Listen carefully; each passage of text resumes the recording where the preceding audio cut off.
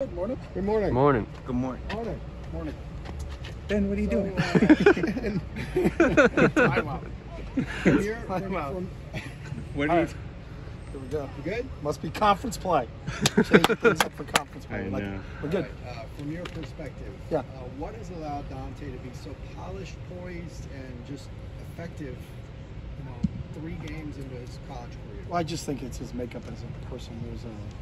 There's a maturity to him, that you noticed in the recruiting process, and then when he got here on campus in January, that he's not been overwhelmed by the situation that he's in. I think we preach about living your life in vision, not circumstance, and I think he really does. He lives his life in vision. He has a vision of what he wants to be as a player and what he wants to be as a person, and I think he adheres to that.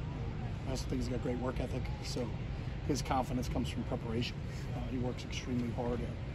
He's not just out there winging it. He spends a lot of time, as every really good quarterback has to do. I mean, it's a position of preparation, and the more prepared you are, the more confidence you have.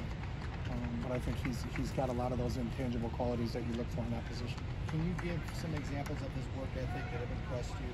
Well, just how he watches film and he studies. He's in this building a lot.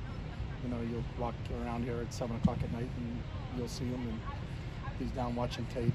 I think he's taking full advantage of what we have set up for quarterback development, in terms of the VR stuff that we do and all those other things. We can provide them for people. We can't mandate them. It's just entirely up to them in terms of what they want to do, because he's really gravitated to that. I think he loves playing football, so he loves everything associated with football. So These traits, these qualities about him, how unusual, in your experience of coaching freshman quarterbacks, how unusual is it? How does he rate compared to other freshman quarterbacks I don't on those traits? rate anybody with Okay, any no traits. rating. Yeah, it's just what he is. I think the biggest thing, in my opinion, is just he's mature for that age. It's hard, from a developmental standpoint, as a person at 17 and 18 years old to do that. And I think it's rare. A lot of guys are caught up in. He's not kind of caught up in a lot of the other things that 17 and 18-year-old kids are caught up in. So. He's 18 right now. Okay. Yeah. Chip, Gary Smith is in his second year with the program now. Mm-hmm. How have you seen him develop, and what has his process been like? Yeah, I think Gary's played outstanding for us in these first 3 games. I thought he played really well for us last year, but like a bunch of those guys on our defensive side of the ball, this is year 2 for him, year 2 for Darius, year 2 for Gary, year 2 for the Murphys, year 2 for Latu. But I think Gary's a technician. He's really fundamentally sound. He always works on his craft. He's really smart. He's sudden. He's quick.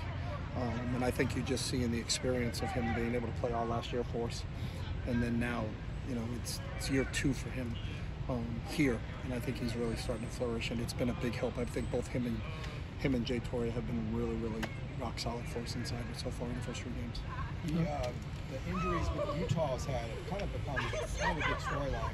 Whittingham's talked in depth about how many guys they have out. You kind of have the opposite, right? I mean, your team's On Wednesday. Okay, On Wednesday. knock on wood. No, I'm just last year. You guys talk about it, and I know we joke about it. You guys get a big kick out of it. Is we practice all week long, and on Friday morning, Alec Anderson said he couldn't play, and we spent the entire week with Alec Anderson playing. So we had to shuffle our entire offensive lineup going into the game 2 years ago. So it can happen at any time.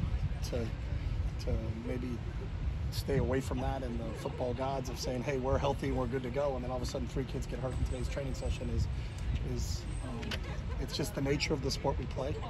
And I think at all times during the course of a season, your depth is going to be tested. Sometimes it's early, sometimes it's late. I don't think no one has a crystal ball on that. So You said basically you're preparing for Andy Ludwig, not personnel. we prepare for their schemes and what they do, and Kyle's been there for 20 plus years, so they've run a version of his defense for the last 20 years. They run the ball. They're a big play action pass team. They're a multiple tight end team. I don't see that changing. I don't see them throwing out an entire thing and we're going to walk out on the field on Saturday and they're empty the entire game and 5 wide receivers on the field, and then they're playing a brand new defense. And I don't think that's the deal. I think you got to put the guys that are the backups in. If they have to play, they have to, because that's the system that they've learned. So if you're going to say, all right, we're going to, player A is down, player B's going in, well, player B's been trained in this system, you're not going to change the entire system in the span of 3 days to do something. So. Can I say strength of the Pac-12 question? Just Sure. I mean, obviously, you know this conference well. Is this as strong as you think? But again, it's early, So I think once the meat of the schedule comes out, but I think in the really the out of conference play, I think our teams fared really well. Utah's a prime example. They played 2 Power 5 teams in Baylor and Florida and beat both of them. An SEC team and a Big 12 team. So, I would say right now it's strong, but we're still in September. So we'll see as the season pans along. And a lot of it has to do with what Ben said, the health.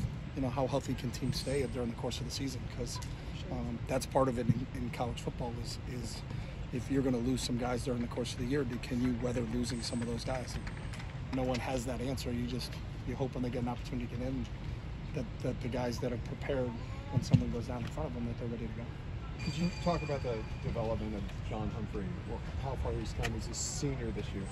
Yeah, Hump is, I don't even know what year He's a senior. Yeah, I don't he may have 6 more years of eligibility with these COVID rules.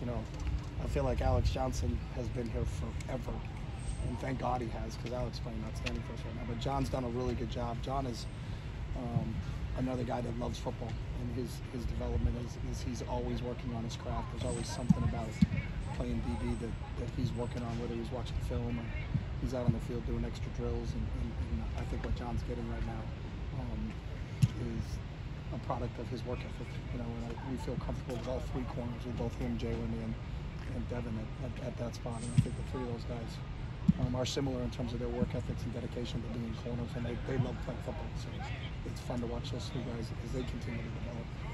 I was wondering about your thoughts on this matchup with Utah's run defense against your offensive line and your group of running backs. Yeah, we're going to see it play out. So we don't have any preconceived notions going in. We know how well coached they are.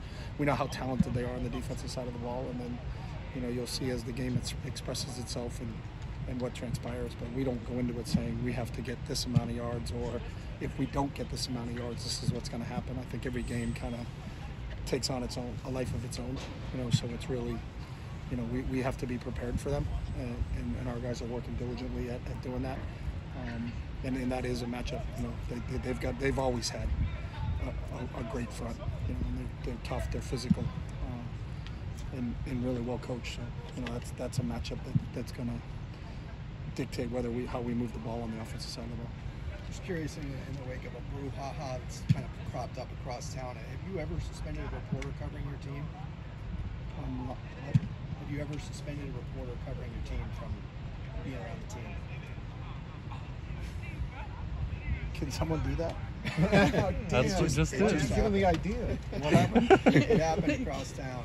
Yeah. USC suspended a reporter for 2 weeks for catching a side conversation. Why is Chip here. smiling all of a sudden? You can't do that. You can't do that. No. I don't. I have no. That's the first time.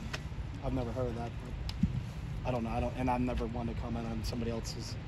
Must have policies or something. I don't. Do you have policies that would lead to one of us getting a suspension? I haven't really thought of that. I didn't even know you could do that. So I don't think we have policies on that. So no, I just part of it for us. I don't know.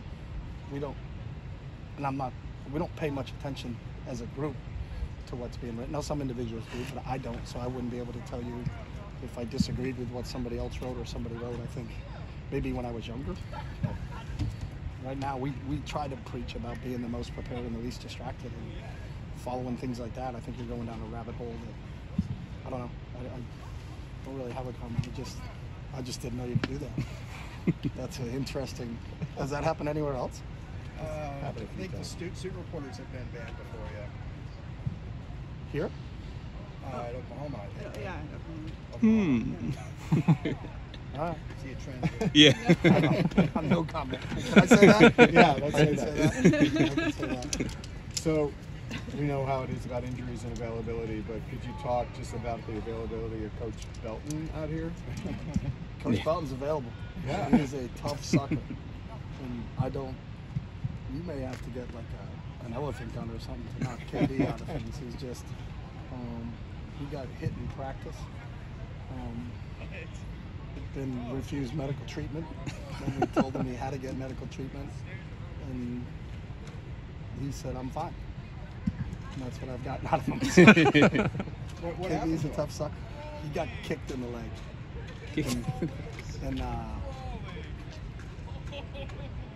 that's all I got. I just see him running around. Sometimes he's got his boot on, and then sometimes he doesn't have his boot on, but then the trainers are yelling at him to get his boot on. But it doesn't seem to slow KB down because he's still doing somersaults, flips, and all those other things. So maybe he just set the tone for the toughness of this football team. So, but it's going to take a lot more than that to take KB out. So. Kicked in the leg by?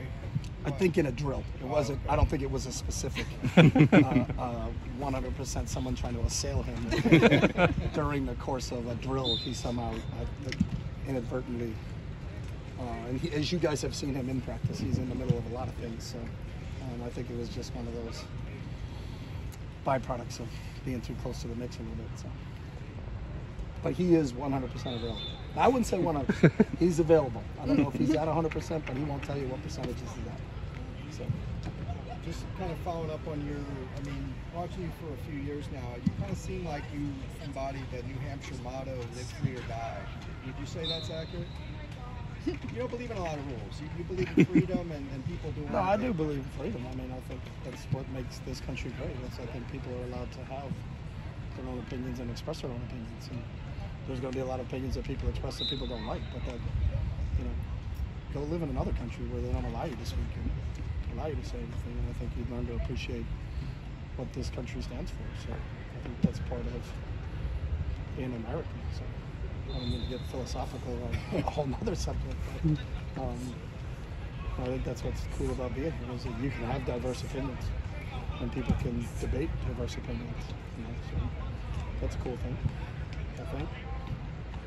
But right now it's conference play, so, so we're on to conference play. We good? Yeah, Thank you. thank All right, you. thanks, guys.